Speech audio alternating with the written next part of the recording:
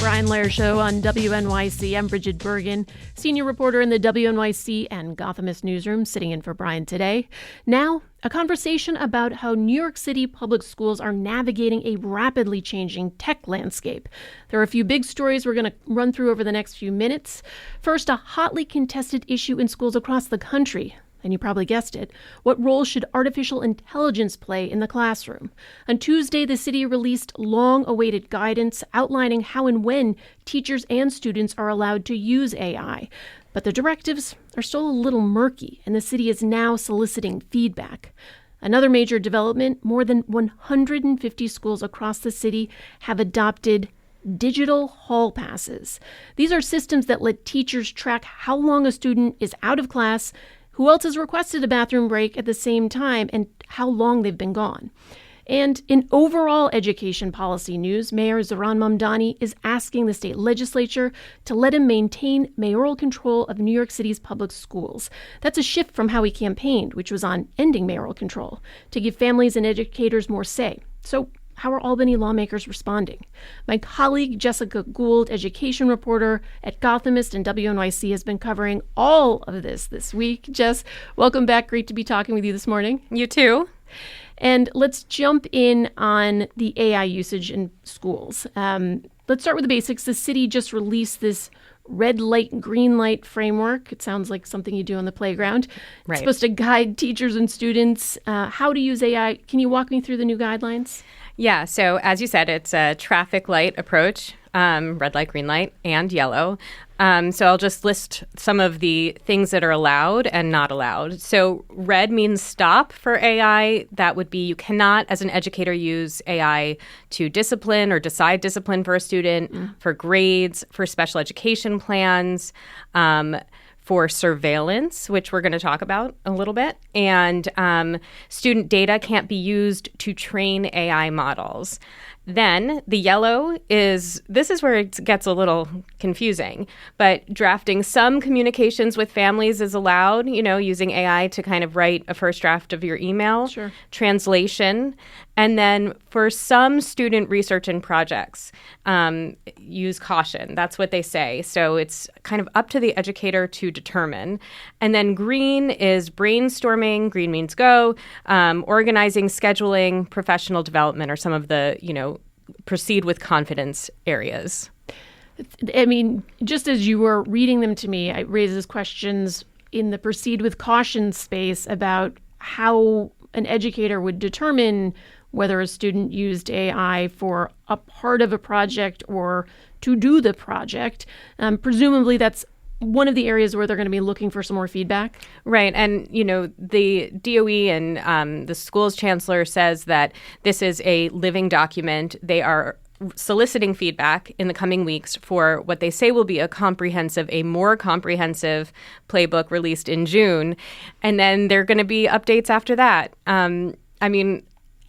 In fairness to everyone who is grappling with these decisions, it is a rapidly developing field, Absolutely. Very hard to catch up with. But there have been lots of criticisms of the education department because they've had sort of a halting, inconsistent approach to AI. First, they banned ChatGPT, then they lifted the ban, and then they've been sort of perseverating on it for years now. And so this is what we've got so far is this traffic light approach with a lot of areas for educators and administrators to exercise their own, beliefs about what should be done. Listeners, we want to hear from you. Are you a parent or teacher figuring out what your opinion should be on how AI should be used or not used in schools? Do you think there's a responsible way to implement these guidelines, or should there be a moratorium altogether? And when it comes to the digital hall passes, which we're going to be talking about in just a moment, do you think it's a helpful way to keep track of students or a major breach of privacy? We want to hear from you. The number is 212-433-9692. That's 212-433-WNYC. You can always call or text that number. Just the education chancellor says we shouldn't let the fear of AI make us paralyzed and fall behind in adopting the technology, but we just need to be careful about it. A lot of parents are arguing against AI in the classroom. How would you lay out the different camps at this point? So I would say that people, including the chancellor, who are offering this more middle path approach, say that, first of all, AI is here. Students are using it, and it is a school's role to educate and lead and sort of shape how children learn to operate in this world. And so, therefore, it's important to give them tools and the ability to exercise their own discretion over these tools. So that's one thing. And then they also say that there are genuinely valuable parts of AI that can be useful for teachers, particularly with back-end lesson planning. I've heard that from a lot of teachers when they are trying to tailor assignments to students' differing literacy levels or, English language mastery levels, that they can individualize more easily. Something that would take a long time to differentiate between students can be done more quickly. And, also that there are opportunities for creative work with AI if done responsibly with oversight by an educator. That is what people sort of on the cautious pro side of things say. And then on the con side, there are lots of parents and students and educators who are very worried about what they call cognitive offloading, which is basically, shortcuts that prevent your brain from developing critical thinking skills. And then there's worries about the impact on the environment. Sure. And that from the energy from the data centers. Right. Energy use, water use.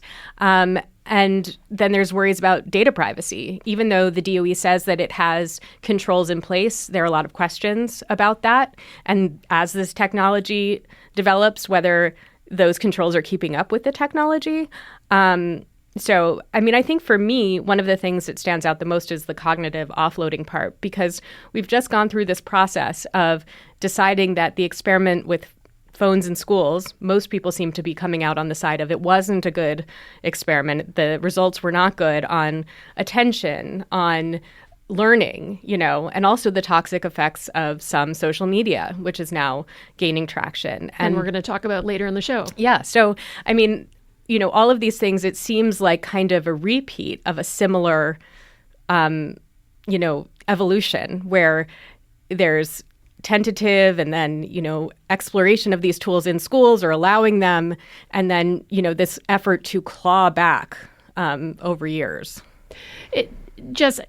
I know you've spoken to some teachers and you've heard both sides, both sides of the story, but do you have a sense where more teachers or most teachers fall in this, or has the teachers union taken a position on this? Well, the teachers union has. The teachers union announced over the summer that it would partner with some of the biggest tech companies to offer trainings in AI at the union headquarters, that they are devoting physical space at the local UFT headquarters here in New York for these trainings, which I went to. And so, as you would imagine, more of the people at those trainings are in favor of, harnessing the benefits of AI, whether it's for their back-end work or for their students. Most of them said they would do it more. They want to use it for their own, planning work, not so much for student work. They're still pretty cautious about that. But then outside of that, I've heard a lot of pushback from teachers who are very concerned about kids not developing the critical thinking skills and skills in general that they need because of the shortcuts through AI. I want to bring some of our callers in. Let's start with Sarah in Manhattan. Sarah, you're on WNYC. Hello. Thanks for having me on this important issue. Thank you. So I guess I'll just freeform here. I have been following this since I recently, when we realized as parents that our kids were using tools that were AI-based in our schools that we just kind of heard offhand from our teachers. And I was really upset to learn about that because I didn't see a citywide rollout. It seems that the schools are using their discretionary funds to choose things that are from vendors that are approved by the DOE, but seem to contradict the new red light, green light, yellow light guidelines that were rolled out recently. So there's current contracts in place that seem to take tools that have generative AI that are using student data to train their tools. And that seems in contrast with what is coming out from the DOE in general. So I just want to have some sort of discussion on what's going to be done about these tools that are already being used in classrooms. And I'm talking elementary school. So this is really upsetting, and it doesn't seem to be a policy that is meted out throughout the DOE network in the same way. There's a lot of discretion going on here with tools that are frankly under-tested and terrible for the environment. Sarah, just quickly, what age is the student that you're talking about? 6. Wow. Okay.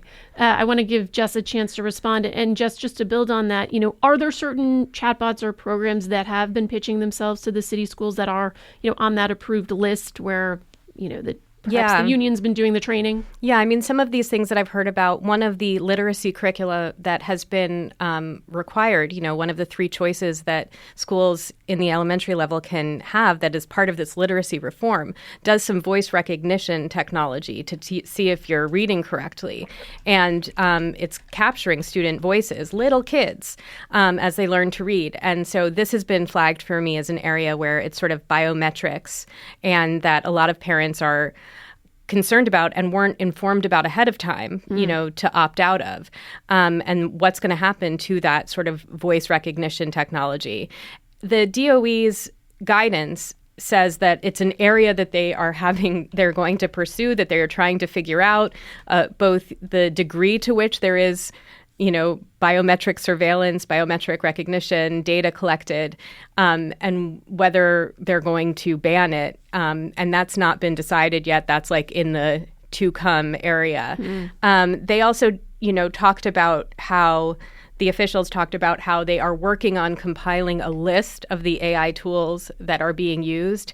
It doesn't seem like they know definitively which tools are being used by different schools, because schools can buy things out of their own budgets, and maybe they're approved, but it's not something that goes through the more rigorous contract process with like the, Panel for Education policy, which is sort of like the Board of Education. And in recent months, the Panel for Education policy was blocking all contracts that had any AI in them because the city didn't have a policy yet. But some of these things are still being purchased on the local school level. We've talked a bit about the concerns from teachers about the long-term cognitive effects and the concerns from parents. How worried are students about this? So I've talked to a bunch of students at different schools throughout the city, and I hear from a lot of kids who say, I don't use AI to cheat or to answer essay questions, but I know people who do. And one thing that even the kids who, speak about being more virtuous in this way, and they tell me that they're just using AI for like study guides, and to quiz themselves on material.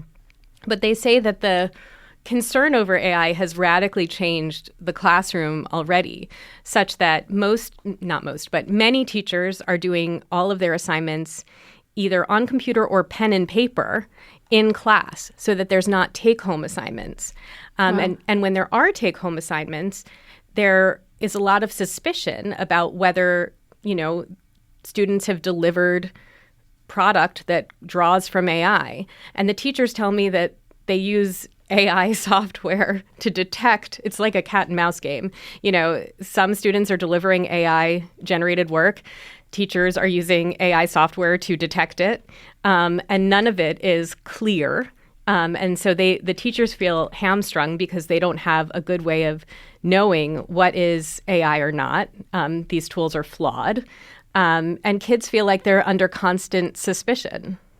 Listeners, we're taking your calls and texts on the use of AI in the classroom, those digital hall passes, and of course, the renewal of mayoral control. Just a couple listeners have texted in with some concerning issues. One listener writes, I'm a mom of a 10th grader. My feelings about AI are that there should be classes devoted to the use of AI, how to use it responsibly, but also the long-term developmental and environmental impact. It has to start with training teachers well. Just allowing students to use it on their own sometimes is not good. And another listener writes, there should be a moratorium on the use of AI by students. For any substantive content, students must learn to produce themselves. For the same reason, social media must be curtailed to avoid harm to developing minds, a point that you raised. Taking those concerns into account, I understand that there is a proposal for a school specifically oriented to AI. Can you tell me a little bit about what that pitch is and how they're trying to sell AI as a tool for learning rather than this intellectual crutch? Well, it's interesting because when this school was first sort of being pitched around, they were invoking AI more in its title and in its mission than they are in recent months. Now they're calling it Next Generation Technology High School, and that, AI and learning to be both, an ethical user and an ethical developer of AI is part of it, but it's not the only thing. This would be a selective high school in Manhattan for, STEM-oriented students. And the idea is that this is where jobs are and that the schools have a responsibility to prepare kids for the job world that's out there. And there is a lot of interest in some corners for this kind of school, that has a rigorous STEM focus and that would partner with some of the tech colleges and programs, as well as potentially some of the tech companies, to train them to be able to work there. Before we move on to the digital hall pass, you mentioned that they are still soliciting feedback on these potential guidelines. How would a parent or a teacher provide that feedback? So first of all, on the tech high school, formerly known as, at least colloquially, the AI high school, that's going to come up for a public hearing in April. And so people can sign up to speak and be part of that process. There is a way to digitally send feedback, of course. For the AI playbook to be incorporated in. I believe that the chancellor said that there would be some kind of meetings or town halls, but I haven't seen a schedule for that yet. It may be out there. And so that's how people can register their concerns. Yeah, so it's definitely something to watch for there. So let's talk about digital hall passes. You wrote a story this week that I shared on social media and got so many responses from people to your work. Let's talk about what they are. And, this is not handing you the laminated card to go to the bathroom that I think many of us used when we were in high school. Yeah, I remember more the block of wood in elementary school. Exactly. And I did do some research on, the different ways that people are still using physical passes. Like somebody talked about a giant water cooler jug that's handed around just to make it very clear that you're allowed to go to the bathroom. But in any case, I think this is an area that some administrators thought was ripe for disruption, and tech companies too. So what happens with this particular technology called Smart Pass is that students, there are iPads, which schools have to buy, and they are posted by the door, and students sign out on the iPad, and you choose, I think it defaults to 5 minutes, but you choose how long you're going to be gone based on whether you're going to the water fountain or the nurse's office or the bathroom. And then you sign back in. And, this was brought to my attention by some teen activists at the New York Civil Liberties Union who feel like this data is, very intrusive and that they're being monitored. There was talk about, administrators being able to track groups of friends to make sure that they aren't gathering in the bathroom together. When I talk to administrators and teachers, there are challenges that happen in running a school with bathrooms. Since time immemorial, people have been having smoke breaks or cell phone breaks or hangout breaks in the bathroom. And fights, also can happen. And so there are concerns about what's going on in there and in the hallways. But a lot of people are saying that this is not the right way to deal with it. Well, we have several callers who want to weigh in. Let's start with Bill in Yorkville, who I understand your daughter goes to a school that has the digital hall pass. Is that right? Yeah. Hey, thanks so much for taking my call. I did read this story on Gothamist yesterday, and I'm so glad that it was written and posted. So my child goes to a high school that was mentioned in the story. They already have bathroom anxiety, which a lot of kids do, and doesn't feel great about going in public restrooms. Now, beyond that, at this particular school, as you said, every school since time immemorial, there are issues with kids who gather in the bathroom, some who bully, some who vape, smoke, whatever, yada, yada, yada. It happens. Now, the school's solution is to turn to surveillance. They have these passes. We didn't know about it as parents. We think it's odd because I think, you have to opt in or opt out to your child's images being used in promotional materials for the Department of Education, but we were never asked whether we would be interested in opting in or out to this data being tracked, which it is. And we also learned from your article that they contracted with an outside company to do this. So you can understand there are major concerns about the privacy of that data, and I think they are completely legitimate. In the past, people might have said this is a slippery slope argument. We're Chicken Littles thinking the sky is falling, but after Doge, et cetera, has happened, I don't think that these are unfounded fears. And beyond that, getting back to the individual students themselves and how it affects them on a daily basis, the high school mentioned in your article publishes per marking period bathroom pass time on report cards, which I think is just bizarre and has been anecdotally in our home a source of further anxiety. Our student is already, understandably, as most kids are, concerned about grades and challenges with certain subjects. But the stress over the report card was actually not centered on that. It was centered on why are they publishing how often I went to the bathroom, which I am already, I don't want to say embarrassed, but I'm self-conscious about, why is this associated with my grades? So in sum, we find it bizarre.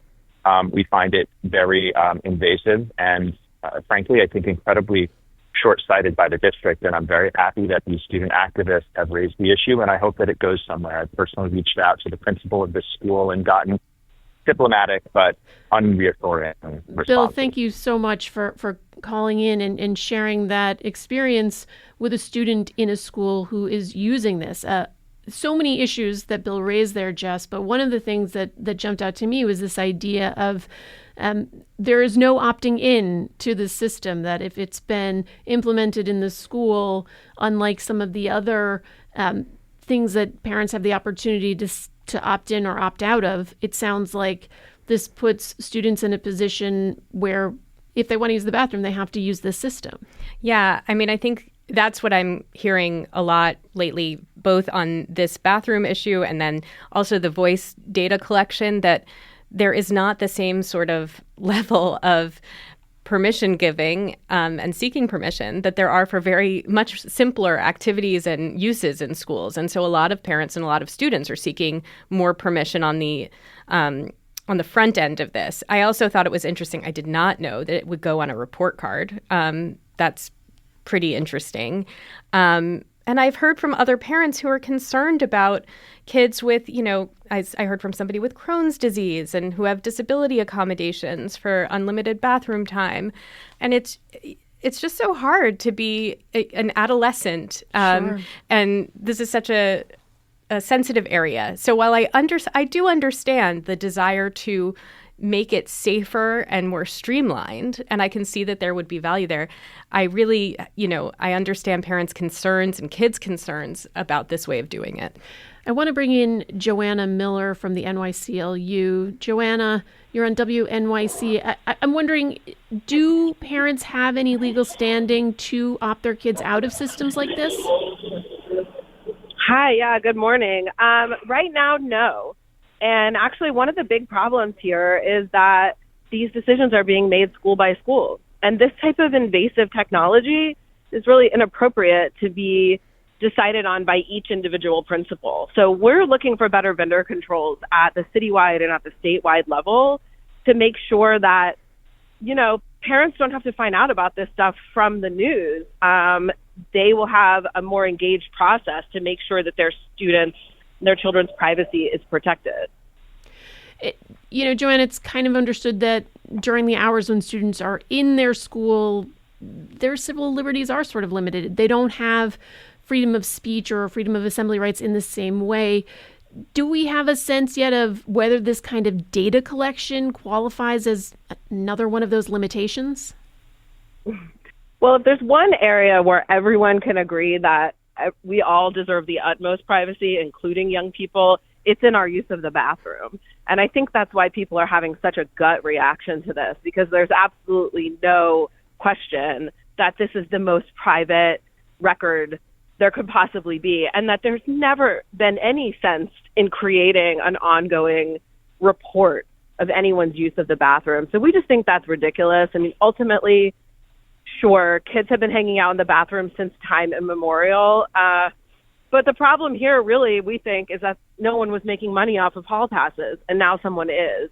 And with education dollars as scarce as they are, we really need to see better controls at the citywide level to make sure we're not paying precious tax dollars to commodify student data. Joanna, thank you so much for joining us. I mean, Jess, this is all happening at the same time the city and the state are dealing with budget negotiations. Schools have spent hundreds of thousands of dollars on this technology. Do you have a sense yet if this has come at the expense of other needs like staffing or facilities? Well, I think it has to. I mean, all of this is a trade-off always. And the student I talked to said that they would much rather see the money go to teachers or, facilities improvements rather than this. So, yeah, I mean, that's real money, hundreds of thousands of dollars in this past year alone on this particular technology. And one thing that's so confusing about it is that the AI guidance says that surveillance is prohibited. Maybe this isn't considered surveillance, but a lot of parents would argue that it is. I think tracking your bathroom time feels like surveillance. Just before we let you go, we have to talk briefly about mayoral control. It's up for renewal this year. As I mentioned, Mayor Mamdani had campaigned on rolling back mayoral control and then reversed that position. He's fighting for the state legislature to renew it. What's the status of that fight to extend his leadership of the school system? Well, mayoral control is always sort of a bargaining chip where, the legislature tries to get more out of an administration in return for it and for how long mayoral control is granted. I know that the chancellor was up in Albany this week asking for some more time to implement the class size bill, which is, coming to a head now that more classes have to be in compliance.